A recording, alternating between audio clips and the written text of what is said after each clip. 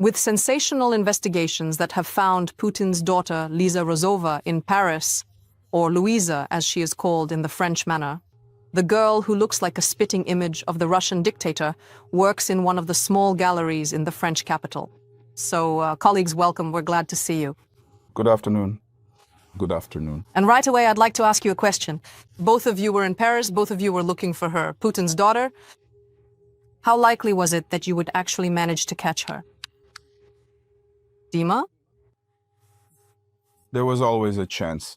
Well, first of all, look, we knew she was there. We knew she was working there. The only thing left was to meet her. And when I was going, we had already more or less calculated on which day and when we could look for her there. And everything happened just as we had hoped. We had 2 attempts. The first was in the summer when it just became known that she was working there. But during that period, she didn't go to work for a week. As the gallerists, her employers, or supposed employers, informed us she wasn't going to work because she was upset. There was a lot of interest, Ukrainian journalists as well. She was being waited for, and so were the French journalists. But now there was a second attempt, and it was successful. Dmitry managed to talk with Putin's daughter. If anyone hasn't seen this story, I suggest you watch it now. A fragment of Dima's conversation with Putin's daughter. Friends, please pay attention and watch this fragment. Good evening. I am a journalist from Ukraine, and I would very much like to ask Liza a few questions. Today, 30 civilians were killed by your father. What can you say about that? Comment, please. And who are you? 3 weeks ago, your father killed my brother. How do you even live in such a hateful Europe? Cursed. Europe. I did not give my permission for filming. You can come to Kiev and, for example, become like air defense. You'd be better than any patriot, or go to Pokrovsk right now. And it's quite possible that it will end. This whole story. Can you imagine how I would go now? I can imagine it perfectly well. I don't see any obstacles. So I'll even buy you a plane ticket with my own money. It's just that it won't make it to Kiev. I can't help you in any way. I'm very sorry. Friends, I watched this segment and then I read the comments under it. And a lot of people are writing that... What did you want to convey with this segment? Was it like, on the one hand, to create some hype? Look, for the last 25 years, the Russian state has been living under a dome of propaganda. And every day, from every teapot, they're told how bad Europe is. Look, they're decaying over there. There are gays, there are prostitutes, food is expensive, electricity is expensive, rent is expensive, the air is bad, the water is dirty, and so on. And then it turns out that Putin's eldest daughter lived in the Netherlands up until the moment her father shot down the Malaysian Boeing. Now, let's talk about his younger daughter. She also lives in terrible Paris with its terrible, with bad water, bad people, bad food, and so on. Maybe there's something wrong here, and Russians should really think about why the children of their powerful officials live in Europe, in NATO countries, and in countries of the European Union. Well, besides the fact that she really does look exactly like her, like 2 drops of water, we saw in your investigation the photos and videos from her social media. Thank you.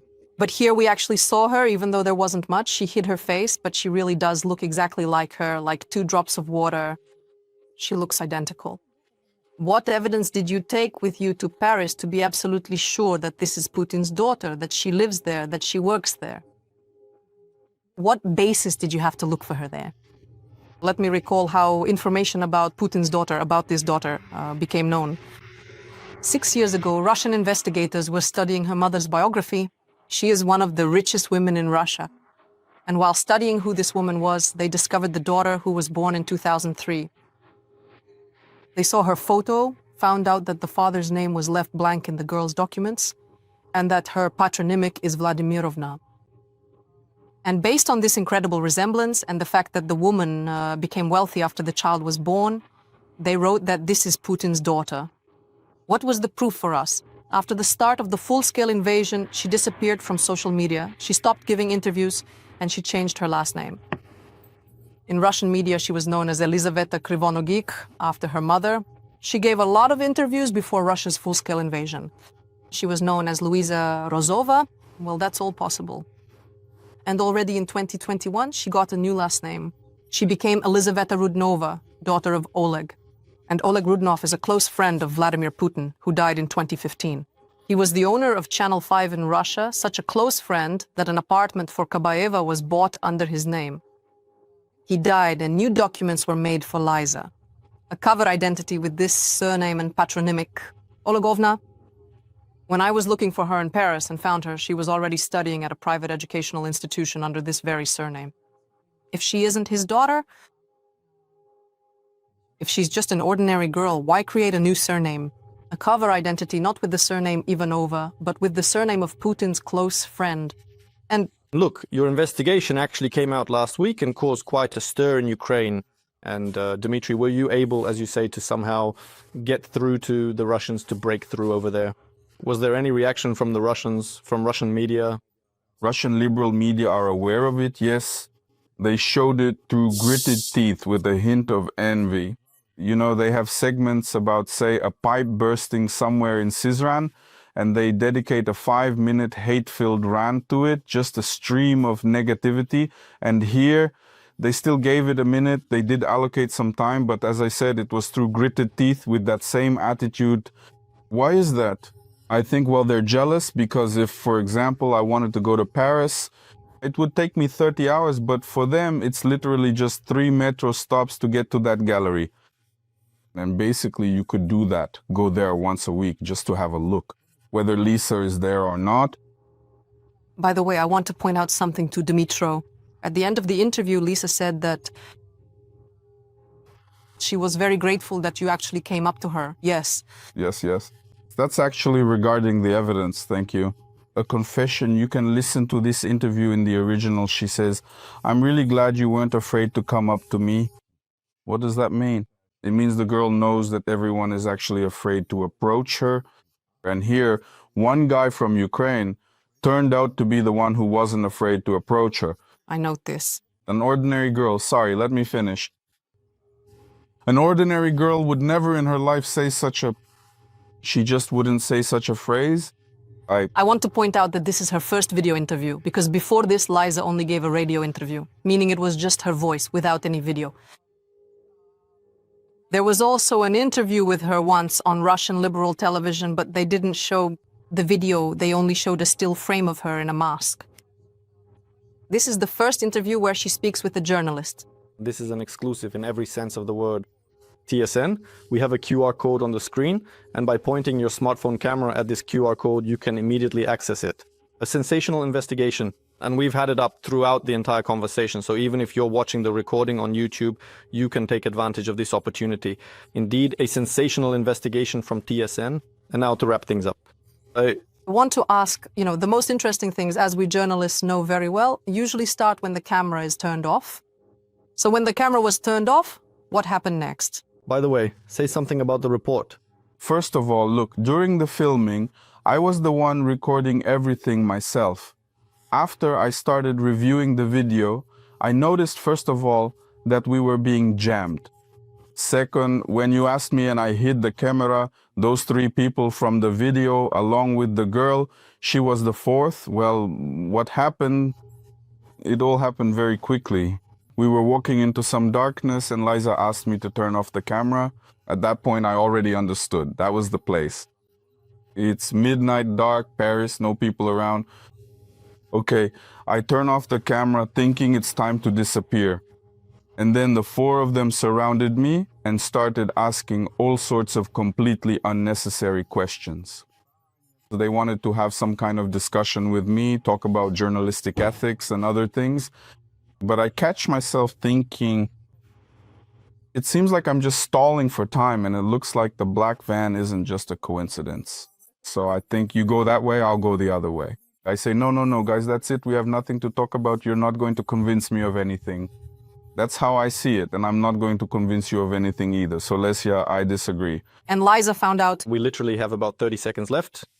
They took Liza to the restaurant. And regarding, yes, Lara, you mentioned Reba. Well, indeed, we already saw in the video that the person is walking around with this small device, is a jammer. And when you approach him, the microphone starts to hiss. And if you move about 10 meters away from him, even in the video, where Liza is being taken away to calm down, and this man goes to calm her down, you can clearly hear it. The jammer disappears and the microphone starts working again. She said several times, "I'm very sorry, I'm very sorry." Were there any other emotions on her face? You know, This "I'm sorry," it's not like "I'm sorry about my father." A scumbag is bombing Ukraine and a murderer. It's more like "I'm sorry, but I can't do anything to help." Dima said 4 times, your father, addressing her. Your father is shelling us right now. Your father killed my brother." She never said it even once. She never said, "That's not my father." She had the chance to say so if it wasn't true. The Eiffel Tower is here. The Arc de Triomphe is over there. The Louvre is over there. We are in Paris. Here I am with the girl who is called Putin's daughter. Right now Kiev is sitting without power. And at this very moment there's an air raid alert. We also did not give our permission for this. My name is Dmitry Svyatnenko. Subscribe to our YouTube channel TSN UA. And now I'll tell you what we were looking for in Paris. Today 30 civilians were killed. By your father. What can you say about this? Could you comment on this in any way? To begin with, it's worth noting that this girl was first shown by Russian liberal media.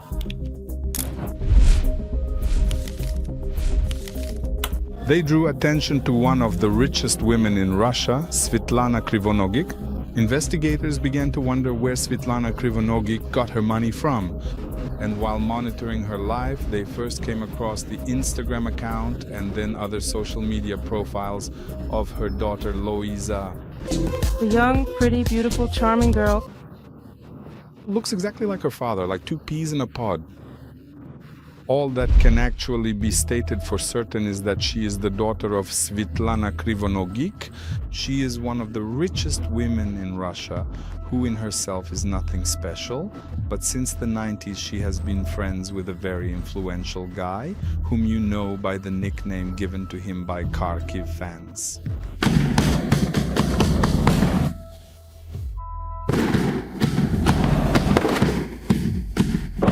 And not only Kharkiv fans, but now the whole world knows who he is. Later, information emerged that she is somewhere abroad. With the start of Russian aggression, she shut down all her social media accounts. It seemed like she had been hidden away. But a year ago, my colleague Valeria Kovalinska conducted her own journalistic investigation and found out where in France this woman is studying and where she works. Unfortunately, she wasn't able to meet the daughter of the Kremlin dictator. Here, at this link, you can watch her investigation. I promise it's a super cool, super interesting story. In this investigation, Valeria found students who studied with her in the same faculty. She found her professors who shared what kind of student she was. And even the school principal indirectly confirmed information about Liza Louisa's father. My colleague found people who had worked with Lisa, who had seen her in various galleries. They told us where to look for this girl. Thanks to the TSN investigation, we knew where to search and, most importantly, when to look for our girl in the gallery in the 20th arrondissement of Paris. Exactly 1 year later, we decided to try to find her again. And to jump ahead a bit, I'll say we succeeded. I'm a correspondent from Ukraine. Liza, I would really like to ask you a few questions. More details coming up. Stay with us, subscribe to our channel. Good evening. I'm a correspondent from Ukraine. Lisa, I would really like to talk with you. We found her in a small gallery in the 20th arrondissement of Paris. It's kind of like, you know, the Borshchahivka of Paris. It's technically Paris, but it's more of a social Paris, to put it mildly. Although I assume that the girl actually lives in that part of Paris, which we usually think of as Paris. Nearby, again, are the Eiffel Tower, the Arc de Triomphe, the Louvre.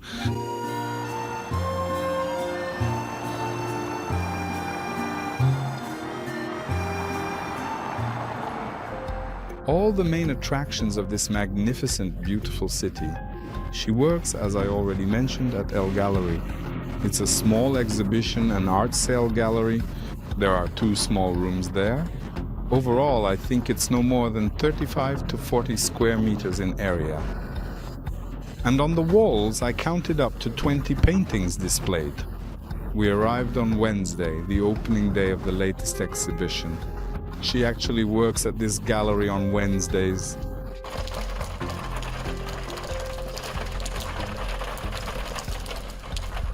At first, we didn't see her. We only noticed the windows, which had fogged up because the number of guests in this small gallery exceeded the allowed limit. They were drinking some alcoholic beverages, breathing, and as a result, all the glass was fogged up. Take a look at what the exhibition looks like.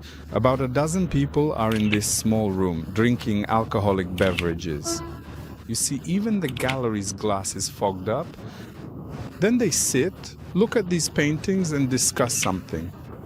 At some point, I suddenly saw the distinct and unmistakable actual face of Vladimir Putin appearing clearly in the window, and I was quite surprised.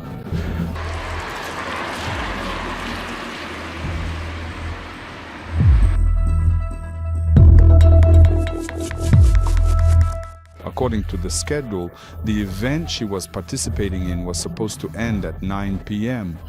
Instead, at 9 o'clock, they sent the guests home, and the 5 of them, 2 directors, 2 managers, and some other unknown men, who I assume was a security guard, stayed behind to finish off the alcoholic drinks left over from the presentation. Here, watch the video. Louisa has her back to us. Now she's turning around. Pay attention to her gaze, the shape of her eyes, her lips. Honestly, once again, I have to say she looks exactly like the Kremlin dictator, and as it got closer to midnight, they started leaving one by one. Louisa was one of the very last to leave. The 5 remaining gallery employees slowly stepped outside. It was a little past 11 in the evening, quite late. And then, out of nowhere, I jumped out like Batman from the darkness. Her entourage got scared, the men just froze. And when I said, "Good evening, we're from Ukraine, I have a few questions for Louisa," they couldn't think of anything better than to step aside and say, "Please, Russians don't abandon their own. 3 weeks ago, your father killed my brother. So how are you finding life in Europe? In this hateful, damned Europe? In Gyrope? Or how are things with people over there? Say something, anything. Do you support his policies? You are here right now in this very moment. You know, right now Kyiv is sitting without electricity. And at this very moment, there's an air raid alert. We didn't give our permission for this either. How do you feel about your father's policies? Do you support him? Do you support him? And what do I have to do with this? Well, he is your father, at the very least. You could call him today and say, "Dad, stop shelling Kyiv." Well, of course. Well, give it a try. Well, of course. You could come to Kyiv and act as, for example, air defense, better than any patriots. You could go to Pokrovsk today, for instance, and it's entirely possible that this whole situation would stop. This mess.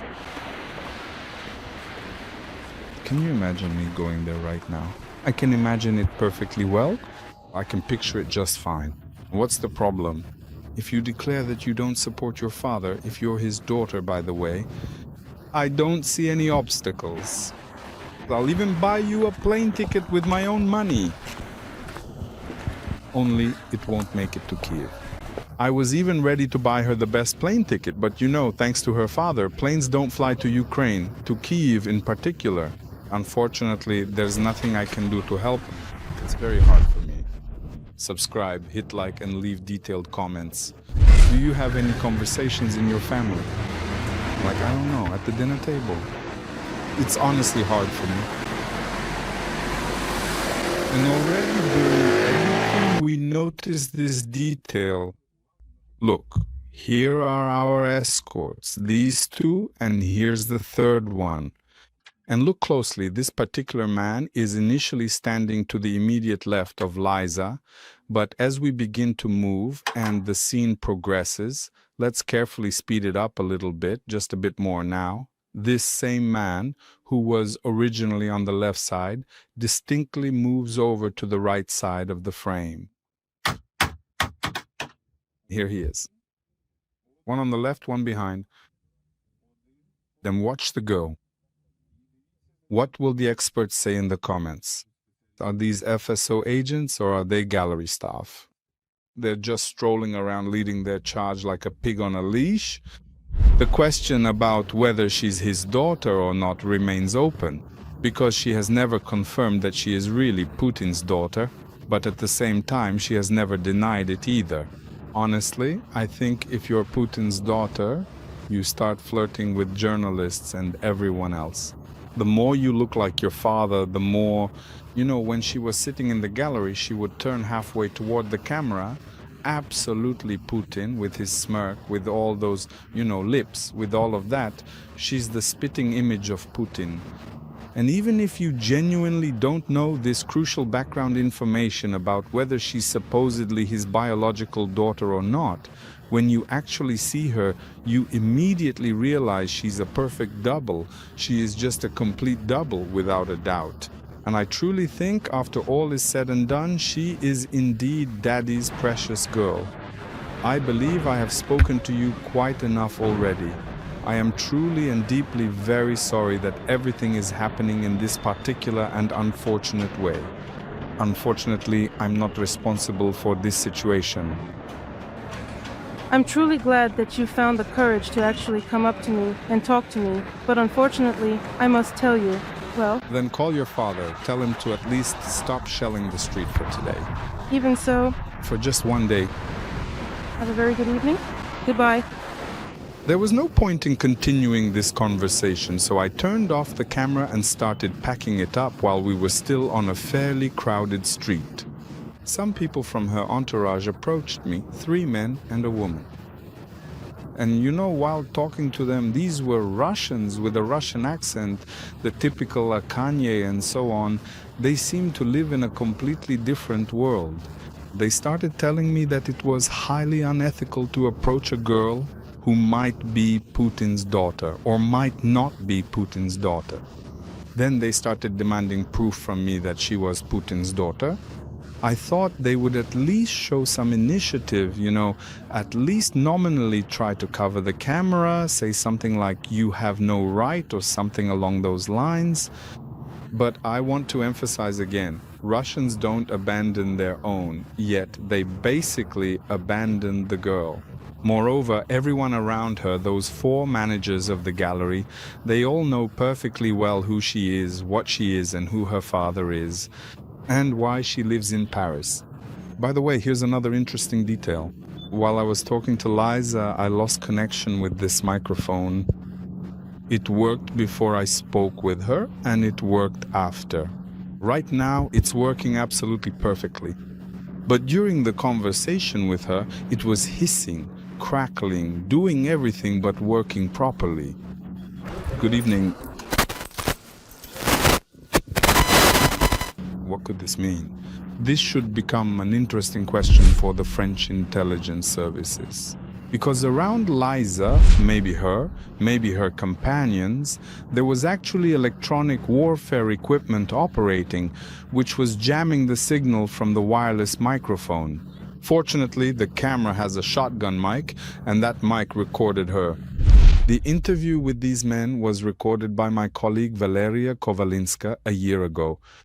The one with the beard, the one coming in from the right, the one holding something that looks like an electronic warfare device, is named Alexander Vishnevsky.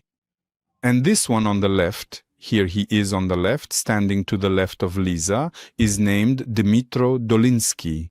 A year ago, they were also telling my colleague some nonsense about how Liza is just an ordinary girl from an ordinary family, and that there's no evidence she's Putin's daughter.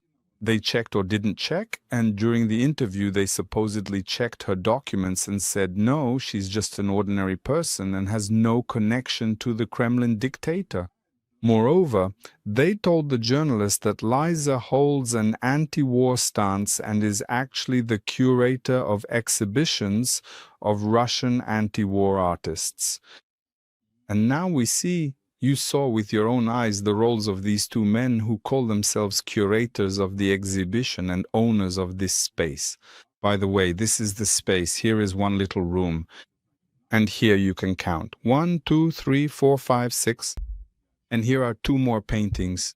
In total, 9 paintings. Such a huge, serious exhibition. Did you like the video? Subscribe to our channel, give us a like. Stay with us. 7th, 8th, on the 9th and 10th floors. Wait, on the 9th or the 10th? On 2 floors? Yes, she is wealthy. Louise is not the only daughter of the Kremlin dictator who has lived in NATO countries. 12 years ago, Putin's eldest daughter, Maria Vorontsova, the daughter he acknowledges, lived in the Netherlands. She lived in a 2-story penthouse and enjoyed all the benefits of life in the European Union. But she had to move out when terrorists, directed by her father, shot down a Malaysian Airlines plane over the Donetsk region, killing nearly 300 people.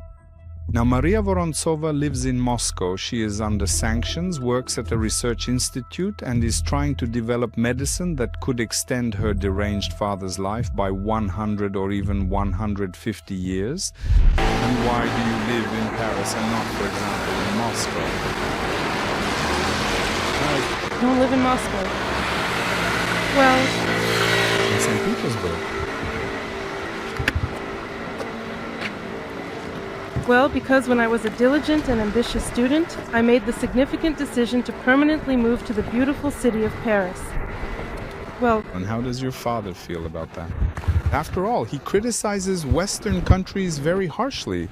You're in a NATO country, and NATO wants to destroy Russia. And you are the daughter of the Russian dictator.